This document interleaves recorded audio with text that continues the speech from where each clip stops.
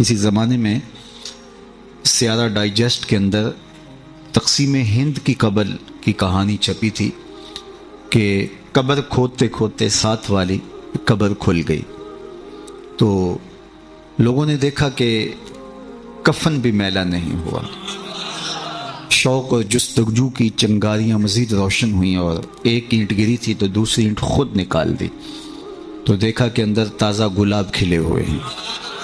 خیر قبر کو بند کیا اور جستجو پیدا ہوئی کہ ہم دیکھیں یہ شخص تھا کون اور اس کی نیکی معلوم کریں تاکہ ہم بھی اس صالحیت کے ماحول میں اپنے آپ کو ڈھال کر کے یہ سعادت پا سکیں۔ تو خیر تلاش کرتے ہوئے اس کی بیوہ مل گئی جو بہت بوڑھی ہو چکی تھی، تو لوگ اس کے پاس گئے کہ تیرے شوہر کی قبر یوں کھل گئی اور ہم نے یہ منظر دیکھا، تو تم بتا سکتی ہو کہ وہ کون سا نیک عمل کرتا تھا؟ تو اس نے ذہن پہ زور دیا، کہا میرا شوہر ایک سادہ سا شخص تھا اور پڑھا لکھا بھی نہیں تھا، لیکن ہاں مجھے یاد آیا اس کا ایک عمل تھا، جب صبح کے وقت وہ مسجد میں جاتا نماز کے لیے تو لوگ قرآن کھول کے بیٹھ جاتے۔ ایک زمانہ تھا لوگ فجر کے بعد قرآن مجید کی تلاوت کیا کرتے تھے، اور گھروں میں بھی صبح کے وقت قرآن ضرور کھلتا تھا۔ اللہ وہ دور دوبارہ پلٹ کے لے آئے ہمارے لیے، اور نوجوانان امت قرآن کا چہرہ دیکھیں فیس بک کی بجائے۔ تو وہ ایک زمانہ تھا، تو جب سارے لوگ قرآن کھول کے بیٹھ جاتے تو اسے بڑی تکلیف ہوتی کہ کاش میں بھی قرآن پڑھا ہوتا، تو یہ بوجھل قدموں سے گھر پلٹتا اور طاق پہ رکھے ہوئے قرآن مجید کے نسخے کو اتارتا، کھولتا، چومتا، پڑھنا تو آتا نہیں تھا، تو ایک ایک سطر پہ انگلی پھیرتا اور کہتا مالک مجھے پتہ نہیں کیا لکھا ہے، جو لکھا ہے حق لکھا ہے۔ پھر دوسری سطر پہ انگلی رکھتا اور کہتا مالک یہ بھی سچ لکھا ہے۔ پھر تیسری سطر پہ انگلی لے آتا، کہتا مالک یہ بھی سچ لکھا ہے۔ تو اس طرح انگلی پھیرتا چلا جاتا اور یہ کہتا چلا جاتا مالک یہ بھی سچ ہے، یہ بھی سچ ہے، یہ بھی سچ ہے، یہ بھی سچ ہے۔ تو شاید اس کی قبر میں جو چراغاں ہوا ہے، اس کی قبر میں خوشبو پھیلی ہے، گلابوں کا موسم تم نے دیکھا ہے، تو قرآن سے محبت کی اس کے سبب ہوا ہے۔ یار جو قرآن مجید کو پڑھنا بھی نہ جانتا ہو، اس کی زیارت کر کے اس اذعان اور یقین کے ساتھ انگلی رکھ کے کہے کہ یہ اللہ کا سچا کلام ہے، تو اس کی قبر میں خوشبوئیں پھیل جاتی ہیں، اور جس نے ساری زندگی قرآن کی خدمت کی ہو اللہ اس کو کتنی رحمتوں سے نوازے گا اور کتنی کرم نوازیاں اللہ اس کا مقسوم کرے گا۔ ابھی حضرت کی عمر کے حوالے سے بات ہو رہی تھی تو مجھے امام ابو نعیم الاصفہانی سے ایک روایت جو انہوں نے حلیہ میں بیان کی کہ جو شخص 70 سال کی عمر میں انتقال کرتا ہے اللہ اس کے بڑھاپے کا حیا کرتے بغیر حساب کے جنت عطا کرتا ہے، اور جو 80 سال کی عمر میں انتقال کرتا ہے اللہ اسے حق شفاعت بھی عطا کرتا ہے، اپنے خاندان کے کتنے لوگوں کی سفارش کر کے انہیں جنت میں لے جائے گا۔ اس لیے ہمارے دین میں بوڑھوں کی عمر کی کثرت کی وجہ سے تکریم کرنے کی تلقین کی گئی ہے، اور ہمارے صوفیہ فرماتے ہیں کہ بڑے کی تعظیم اس لیے کرو کہ اس کی نیکیاں زیادہ ہیں، اور چھوٹے کو اس نظر سے دیکھو کہ اس کے گناہ کم ہیں۔ جب ہم یہ دیکھنا شروع کر دیں گے اور اس طرح سے سوچنا شروع کر دیں گے تو پھر ہمیں کسی شخص میں پاپ اور عیب دکھائی نہیں دیں گے۔ ہمارا مطمع نظر، ہمارا انداز نگاہ یہ ہے کہ ہم دوسروں کی طرف عیب کی نسبت کرتے ہیں اور سمجھتے ہیں کہ ہم دودھ کے دھلے ہوئے ہیں، جبکہ کسی کی طرف انگلی اٹھانے سے قبل یہ سوچنا چاہیے کہ باقی ساری انگلیاں اپنی طرف اٹھ رہی ہیں۔ تو اپنے آپ کو ستھرا بتانے کی بجائے لوگوں کو اس نظر سے دیکھو کہ وہ پاک ہیں، اور اللہ تعالیٰ نے بالخصوص جو میں نے عرض کیا یہ بات ضمناً آ گئی کہ بڑھاپے کا حیا کیا ہے۔ حضرت بایزید بستامی کی 72 سال کی عمر میں ان کا وصال ہوا، تو جب قبر میں گئے تو بعد میں کسی کو خواب میں ملے تو اس نے کہا کہ سناؤ کیا ماجرا ہوا؟ کہا میرے مالک نے مجھے جب حاضر ہوا تو کہا اے بوڑھے بتا میرے پاس کیا لے کر آیا ہے؟ تو میں نے کہا مالک بادشاہوں کی چوکھٹ پہ جب فقیر آئیں تو شہنشاہ یہ تو نہیں پوچھا کرتے کیا لے کر آئے ہو، فقیروں کو تو یہی پوچھا جاتا ہے کیا لینے آئے ہو، میں تیری رحمت کا سوالی بن کے آیا ہوں۔ اللہ نے بغیر حساب کے میری مغفرت فرما، میری بخشش فرما دی۔ اور جنہوں نے اپنی زندگیاں راہ دین پہ گزاری ہوں، حضرت سیدنا عمر رضی اللہ تعالیٰ عنہ فرماتے ہیں کہ آقا کریم علیہ السلام نے ارشاد فرمایا کہ جس شخص کے مرنے کے بعد 4 لوگوں نے اس کی اچھائی کی گواہی دے دی وہ جنتی ہے. 4 لوگوں نے کہا یہ بہت اچھا شخص تھا. تو حضرت عمر کہتے ہیں میں نے عرض کی یا رسول اللہ صلی اللہ علیہ وسلم اگر کسی کے پاس 4 گواہ نہ ہوں 3 گواہ ہوں تو آقا کریم نے فرمایا وہ بھی جنتی ہے. حضرت عمر فرماتے ہیں کہ میں نے عرض کی یا رسول اللہ صلی اللہ علیہ وسلم اگر کسی کے پاس 3 گواہ بھی نہ ہو 2 گواہ ہوں تو آقا کریم نے اس کے لیے بھی یہی بشارت دی. حضرت عمر فرمایا کرتے تھے ایک کے بارے میں نے پوچھا نہیں حضور نے بتایا نہیں. تو جس کو 2 گواہ بھی مل گئے اچھائی کے کہ وہ صالح تھا وہ نیک تھا تو اس کے لیے جنت کے در کو شادر ہیں. اور جس کی نیکی کی جس کے تقوی کی جس کی خدمت قرآن کی زمانہ گواہی دے تو بتاؤ اللہ کتنی ناز برداریاں کرے گا. جانا تو سب نہیں ہے یہاں کسی نے بیٹھ نہیں رہنا 100 سال بھی جئیں گے تو یہاں سے رخصت ہونا پڑے گا. کج کلاہوں نے بھی شہنشاہوں نے بھی یہاں سے رخصت ہونا ہے. جن کا طوطی بولتا ہے جن کے نقارے بجتے ہیں وہ بھی یہاں نہیں بیٹھ رہیں گے. موت ہے ہنگامہ آرا کل زمیں خاموش میں ڈوب جاتے ہیں سفینے موج کی آغوش میں. یہاں بڑے بڑے پہلوان بڑے بڑے کج کلا اور شہنشاہ باقی نہ رہے. کسی نے دیکھا مقدونیہ میں ایک بوڑھی عورت ایک قبر پہ بیٹھی ہے تو کہا کہ یہاں کیا کر رہی ہو؟ کہا یہاں میرا بیٹا سکندر دفن ہے. اس نے کہا کہ بڑھیا یہاں کئی سکندر آئے اور چلے گئے. تو یہ دنیا یہاں کسی نے نہیں بیٹھ رہنا سب نے چلے جانا ہے. لیکن جانے کے انداز بھی نرالے ہوتے ہیں. ایک وہ ہوتے ہیں کہ جب جاتے ہیں تو لوگ کہتے ہیں خاص کم جہاں پاک جان چھوٹی. اور بہت بات لوگ کریں گے اور مروتاً کچھ کہیں گے بھی تو بعض کہتے ہیں جی ساڑھے نال تے چنگائی سی. مطلب کیا ہے کہ وہ اچھا آدمی نہیں تھا. جیسے میرے ساتھ اس نے زیادتی نہیں کی ہمارے ساتھ وہ اچھا ہی تھا. تو وہ کیسا شخص ہے کہ جس کے بارے میں اچھائی کے لفظ بولنے کے لیے بھی لفظوں کو تراشنا پڑے کہ لوگ کہیں کہ یہ غلط بیانی کر رہا ہے. اور وہ کتنا خوش نصیب ہے کہ جس کی تعریف کرتے ہوئے بے جھجک لفظ بولنے سے جو ہے وہ انسان شرمندگی محسوس نہ کرے کہ اس کی زندگی اس طہارت میں اس پاکیزگی میں اس عفت میں بسر ہوئی کہ اس نے ساری زندگی راہ خدا میں زندگی گزاری. تو جاتے سبھی ہیں لیکن کسی کا جانا سرخروئی کا جانا ہوتا ہے. موت کسی کے لیے بھیانک خواب ہوتا ہے اور کسی کے لیے یہ خوشگوار اور خوبصورت انداز ہوتا ہے وصل حبیب کا ذریعہ ہوتا ہے. حضرت بلال حبشی رضی اللہ تعالی عنہ کا جب وقت آخر آتا ہے تو آپ کی زوجہ آپ کے سرہانے بیٹھی تھی. جو ہی سانس ٹوٹنے لگی تو اس نے کہا واہ حسرتا ہو ہائے افسوس میرا شوہر مجھ سے جدا ہو رہا ہے. تو حضرت بلال حبشی نے پلٹ کے دیکھا اور اپنی زوجہ سے کہا یہ تم کیا بول رہی ہو؟ کہا ہاں آپ مجھ سے جدا ہو رہے ہیں. فرمایا یہ حسرت بڑے لمحے نہیں ہے یہ دکھ کی کہانی نہیں ہے بلکہ میں تو اپنے آقا محمد عربی سے ملنے جا رہا ہوں. تو یہ وصل محبوب کا ذریعہ ہے. حضرت یعقوب علیہ السلام حضرت ابراہیم علیہ السلام کے پاس جب ملک الموت آئے اللہ کی طرف سے پیغام لے کر کے تو انہوں نے کہا کہ میں قبضے روح کے لیے آیا ہوں. حضرت خلیل نے کہا کہ عجیب بات ہے میرا رب مجھے اپنا خلیل بھی کہتا ہے. خلیل کہتے ہیں گوڑے یار کو. تو میرا رب مجھے اپنا خلیل بھی قرار دیتا ہے اور کیا کوئی یار بھی یار کی موت چاہتا ہے اور تمہیں قبضے روح کے لیے بھیجا. کہا میں تو حکم کا پابند ہوں عبد معمور ہوں. بارگاہ ہزدی میں دوبارہ حاضر ہوئے تیرے بندے کے پاس حاضر ہوا تھا اور یہ میسج ہے تیرے بندے کا تیرے نام کہ کیا کوئی یار بھی یار کی موت چاہتا ہے. تو کہا اے اسرائیل پھر جا میرے خلیل کو میرا سلام دے اور کہے کبھی ایسا بھی ہوا ہے یار یار کو بلائے اور وہ ملنے بھی نہ آئے. تو روح بے چین ہو گئی. کہا دیر نہ کر جلدی قبض کر لے. تو یہ تو اس لمحے کے انتظار میں ہوتے ہیں. موت میں فرق ہوتا ہے. رومی نے بڑی خوبصورت مثال سے دونوں اموات کا ذکر کیا ہے. اس شخص کی کہانی جو اس دنیا میں عیش و عشرت کر کے آخرت کو بھول جاتا ہے اور اس شخص کی کہانی جس کا مطمع نظر آخرت ہوتی ہے اور وہ اس دنیا کو آخرت کے لیے گزارتا ہے چونکہ یہ آخرت کی کھیتی ہے. یہ بوائی کا موسم ہے آخرت کٹائی کا موسم ہے. بوائی کے موسم میں جو کسان مٹی سے مٹی ہو جاتا ہے سحری کے وقت اٹھتا ہے کھیتوں میں ہل جوتتا ہے جڑی بوٹیاں تلف کرتا ہے بیج ڈالتا ہے سہاگا دیتا ہے پانی ڈالتا ہے تو کٹائی کے موسم میں فصل بھی وہی اٹھاتا ہے. اور جو بوائی کے موسم میں کلف لگے لباس پہن کے گھومتا ہے آوارگی کرتا ہے سحری کے وقت اٹھ نہیں پاتا کھیتوں کو جاتا نہیں جڑی بوٹیاں تلف نہیں کرتا تو کٹائی کے موسم کے اندر اس کے ہاتھ کچھ نہیں آتا. یہ مزرع الاخرہ ہے یہ بوائی کا موسم ہے آخرت کٹائی کا موسم ہے.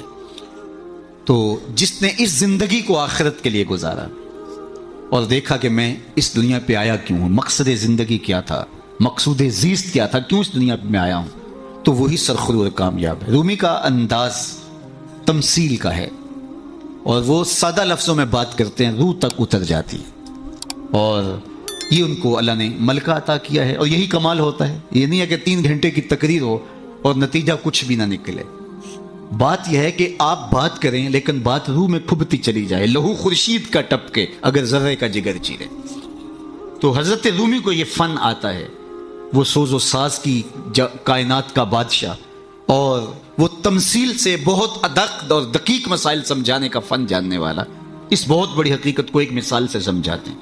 کہتے ہیں دیار مصر میں کوئی علاقہ تھا, اور جہاں کا سیاسی نظم یہ تھا کہ وہ سال کی آخری تاریخ کو اپنے بادشاہ کو کسی جنگل میں پھینک دیتے اور پہلی تاریخ کو ساحل پہ آ جاتے.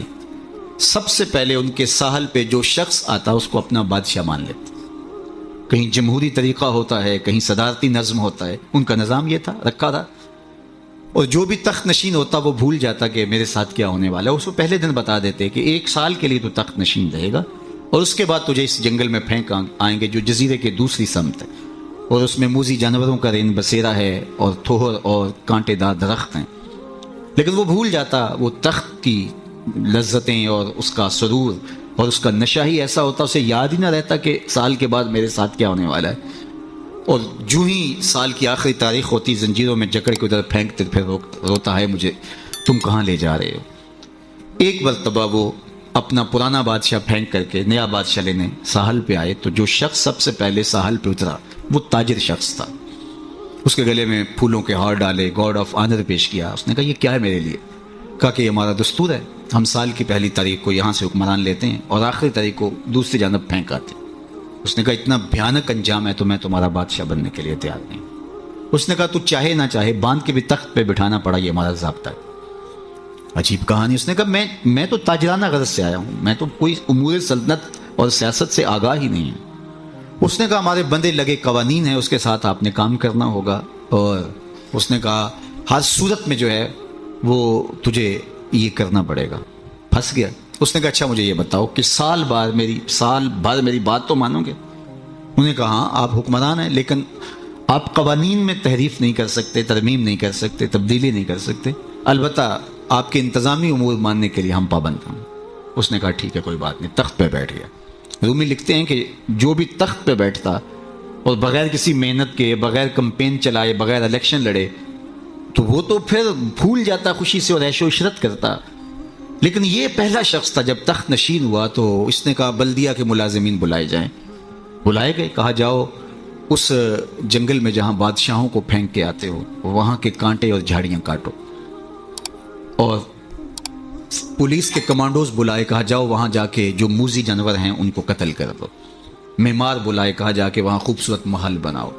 مالی بلائے, وہاں جا کے باغ لگاؤ, پھل لگاؤ, پھولدار سایہ دار ثمردار درخت لگاؤ.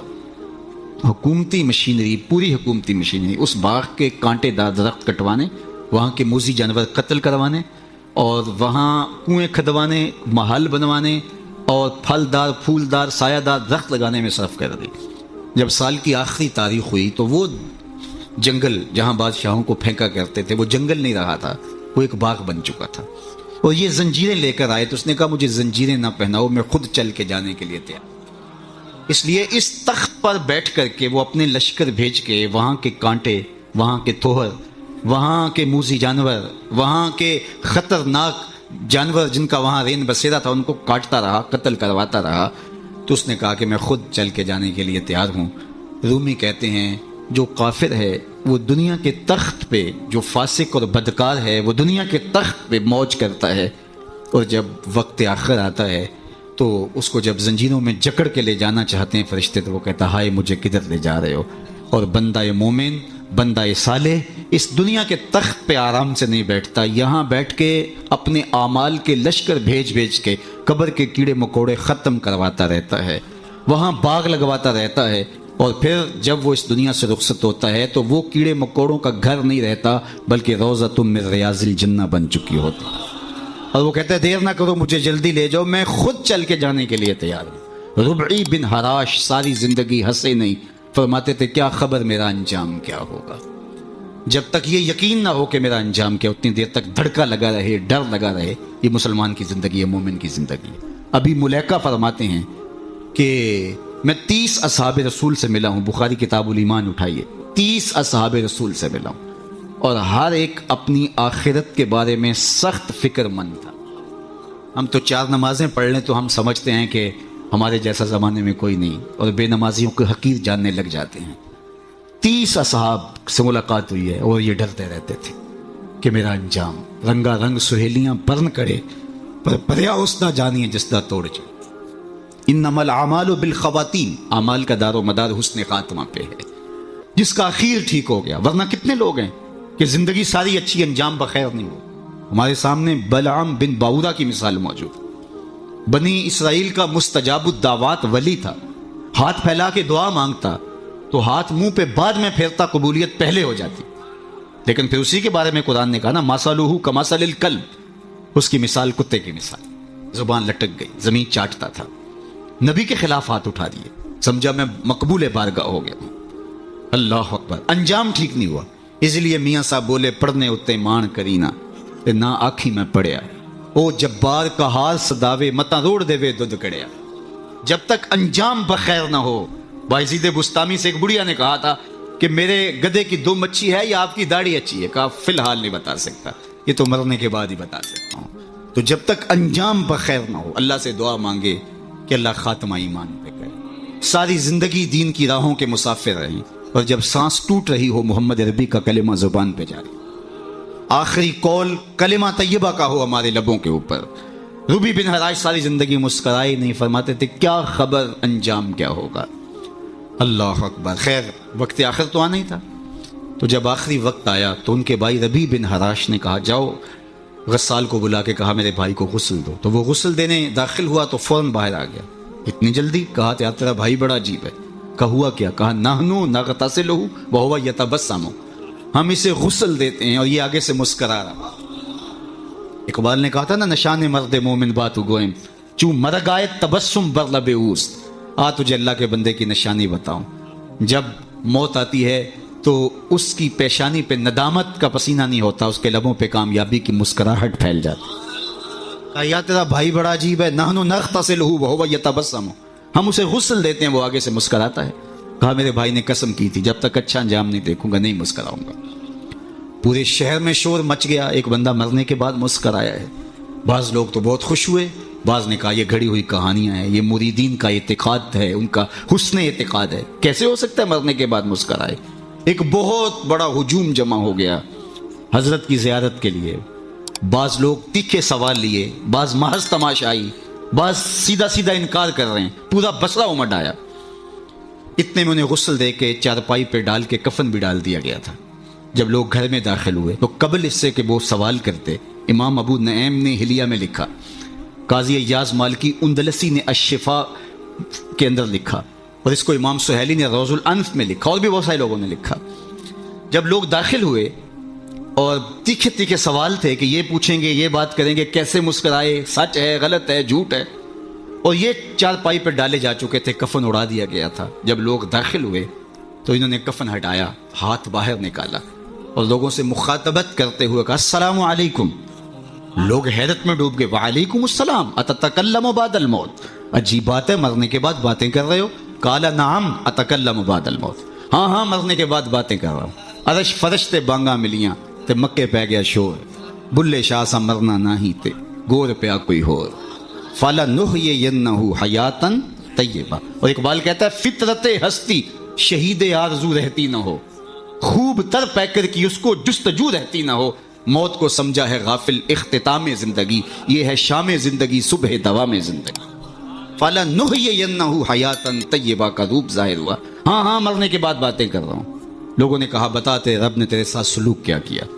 تو ربی بن حراش جو فوت ہو گئے وہ بول کے کہہ رہے استقبلنی ربی غیر غضبان واستقبلنی بروح و ریحان، اس کے قدرت والے چہرے پہ کوئی غصہ نہیں تھا، اس نے روح و ریحان کے پھول میرے گلے میں ڈالے۔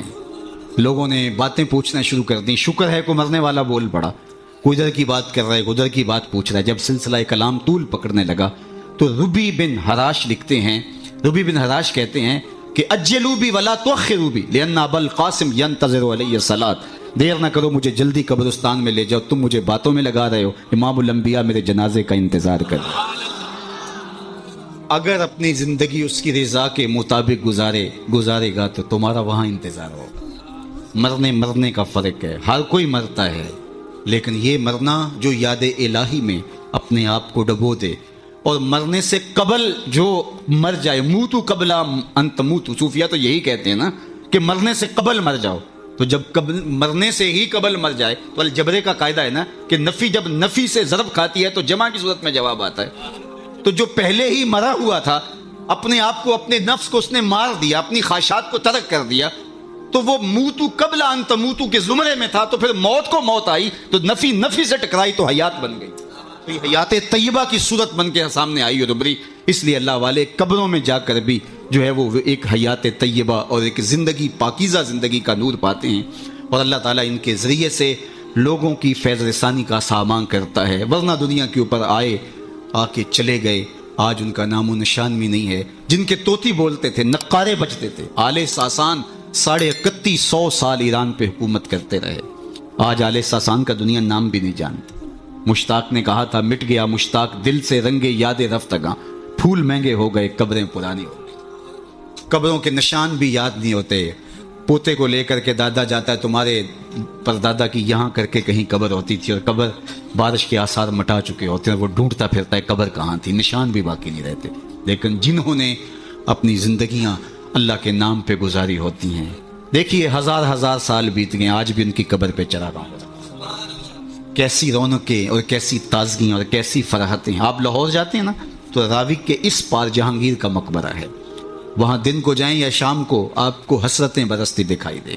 اب ایک پارک بن گیا جس کے دم سے تھوڑی سی رونق ہے، لیکن احاطہ مزار پہ اگر آپ جائیں تو وہاں آپ کو قرآن پڑھنے والے لوگ موجود نہیں ملیں گے، تاش کھیلنے والی ٹولیاں بیٹھی نظر آئیں گی، وہاں آپ کو تازہ گلاب نہیں ملیں گے، وہاں آپ کو جانوروں کی بینٹیں پڑی ہوئی نظر آئیں۔ وہ مطلق العنان حکمران بر صغیر پاک و ہند کا آج حسرتیں برس، بالکل اس کے ساتھ ملکہ نور جہاں کا مقبرہ ہے۔ جب بادشاہ تخت پہ بیٹھتا تھا تو ملکہ پیچھے بیٹھتی تھی، اور بادشاہ کا فیصلہ اسے کوئی پسند نہیں ہوتا تو پیچھے سے کمر ٹھونکتی، بادشاہ فیصلہ تبدیل کر دیتا۔ جس کے اشارہ ابرو پر ہندوستان کی تقدیر کے فیصلے لکھے تھے، نیچے اندھیرے میں اس کی بھی قبر ہے۔ ان کی اپنی بیٹی زیب النساء کا شعر لوح مزار پہ کندہ ہے، بر مزار ماں غریباں نئے چراغے نئے گلے، نئے پرے پروانہ سوزت نئے صدائے بلبلے۔ ہم غریبوں کی قبر پہ نہ کوئی چراغ جلانے آئے گا، نہ کوئی پھول ڈالنے، آج غریب بنے ہیں۔ جو بر صغیر کی پوری راجدھانی کے مالک تھے آج غریب بنے۔ بر مزار ماں غریباں، یہ شہزادی کا شعر ہے، بر مزار ماں غریباں نئے چراغے نئے گلے، نئے پرے پروانہ سوزت نئے صدائے بلبلے۔ نہ بلبل گیت گانے آتا ہے اور نہ پروانہ پر جلانے آتا ہے۔ یہ میں بادشاہوں کی کہانی سنا رہا ہوں، یہ راوی کے اس پار کی کہانی ہے۔ اب راوی کا پل پار کر جائیں، ایک لوح مزار ادھر بھی ہے، یہاں تو لکھا ہے بر مزار ماں غریباں نئے چراغے نئے گلے، اور وہاں لکھا ہے گنج بخشے فیض عالم مظہر نور خدا، نا کساں را پیر کامل کاملاں را رہنما۔ اب میں نے اور آپ نے دیکھنا ہے ہم کس زمرے میں آنا ہے، کن کے ساتھ جڑنا ہے، کن سے وابستگی اختیار کرنی ہے، کس دائرے میں آنا ہے۔ سلطنت روم کا شہنشاہ، اس دور کی سپر طاقت، لیکن اگر میں آپ سے پوچھوں جس زمانے میں میرے حضور آئے تھے اس زمانے کے خاقان کا نام کیا ہے، تو آپ میں سے کوئی بتا سکتا ہے؟ میں علماء کو چھوڑتا ہوں، تاریخ کا گہرا مطالعہ کسی کا ہو تو الگ بات ہے، لیکن اگر پوچھوں جس دور میں میرے حضور آئے اس دور کے خاقان کا نام کیا تھا، شاید کوئی نہ بتا سکے۔ اچھا میں پوچھتا ہوں اس دور کے کیسر کا نام کیا تھا؟ اس دور کا ٹرمپ تو وہی تھا نا، لیکن آج اس کا نام کوئی بھی نہیں جانتا۔ چلو میں پوچھتا ہوں اس دور کے کسرا کا نام کیا تھا؟ سوائے تاریخ کے طالب علموں کے کوئی نہیں بتا سکے گا۔ چلو میں یہ پوچھتا ہوں، اور اس مجلس میں موجود سب سے کم عمر بچے سے پوچھتا ہوں کہ جس زمانے میں میرے حضور آئے میرے حضور کے مؤذن کا نام کیا ہے؟ تو وہ سر اٹھا کے بلال حبشی کا نام لے گا؟ یار اس دور کی سپر طاقت کے مطلق العنان حکمران کا نام تو زمانے کو یاد نہیں، کیسر کا نام، کسرا کا نام، خاقان کا نام زمانے کو یاد نہیں ہے، لیکن بلال حبشی کا نام آج بھی سینوں پہ لکھا ہے۔ تو اقبال تڑپ کے بولا، اقبال یہ کس کے عشق کا فیض عام ہے، رومی فنا ہوا حبشی کو دوا۔ شہنشاہ روم کا نام بھی زمانے کو یاد نہیں، رومی فنا ہوا حبشی کو دوام ہے۔ تو دوام محمد عربی کے قدموں میں ہے، سارا نور اسی چوکھٹ پہ ہے، سارے اجالے اور ساری روشنیاں حضور علیہ السلام کے قدموں سے پھوٹتی ہیں۔ تو جب سارا نور ملتا ہی یہاں سے ہے، سارے اجالے اسی دہلیز سے خیرات کی صورت میں میسر آتے ہیں، تو وہ اپنی ساری زندگی حضور کے نام پہ لگا۔ اقبال کے سارے کلام کا رس نچوڑیں تو جو خلاصہ نکلتا ہے وہ یہ ہے، بمصطفیٰ برساں خیش را کے دی ہماؤست، اگر بہو نہ رسیدی تمام بولا بیز۔ اگر اپنے آپ کو کھینچ کے تو حضور کے قدموں تک لے گیا تو زندگی کا سارا جمال تجھے نصیب ہے، اور اگر تو حضور کے قدموں تک نہیں پہنچ سکا تو کلمہ پڑھ کے بھی ابو لہب کا ابو لہب ہی رہے گا۔ آئیے میں اور آپ اپنے آپ کو کھینچ کے حضور کی چوکھٹ پہ لے آئیں، حضور کی دہلیز پہ لے آئیں۔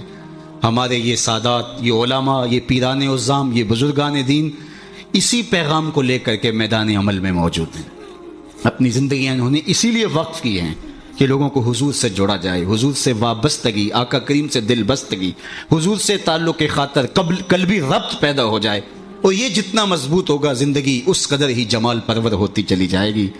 اللہ جل شانہ اپنی خاص عنایات کا حظ وافر اس آستان نور پہ شامل فرمائے، اور ہمارے قبلہ شاہ صاحب زیدہ مجدہو کو، ان کے برادران کو، ان کے خاندان کے جملہ افراد کو والد گرامی کے سائے کے اٹھ جانے سے جو کمی پیدا ہوئی، واقعہ ہوئی، اللہ اس پر انہیں توفیق صبر دے۔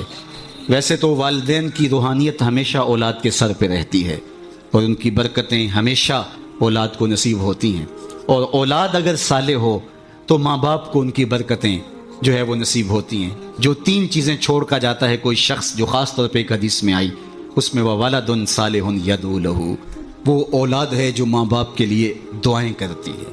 تو مجھے بتاؤ وہ والد کتنا خوش نصیب ہے جو اس مسجد کے قرب میں لیٹا ہوا ہے، کہ جن کی اولاد اور ان کے ماننے والے ان کے لیے دعاؤں کے سلسلے کو کبھی رکنے نہیں دیتے، اور کس قدر ان کے لیے محبتوں کی خوشبو اور پیار کی مہک ہے جو پھیلتی رہے گی، اور ان کی قبر میں ان کے اپنے لے جو ہے وہ لے جائے ہوئے اعمال اور قرآن کی محبت اور حضور سے نسبی نسبت وہ ان کے لیے کافی ہے۔ لیکن یہ اولاد کی طرف سے تحفہ روزانہ پھولوں کی شکل میں، گجروں کی صورت میں اور دعاؤں کی شکل میں جو ان کو پہنچتا رہے گا، وہ کتنے آسودہ ہوں گے، کتنے خوش ہوں گے، اور برزخ کے جہان کے اندر جو ہے وہ اپنے دوسرے لوگوں کو کس طرح فخر سے کہہ رہے ہوں گے کہ یہ آج تحفہ میری اولاد نے مجھے بھیجا، یہ صبح کو بھی بھیجا تھا، دوپہر کو بھی بھیجا ہے، شام کو بھی بھیجیں گے، اور وہ وہاں بانٹتے رہیں گے اور نور و نکھت پھیلاتے رہیں گے۔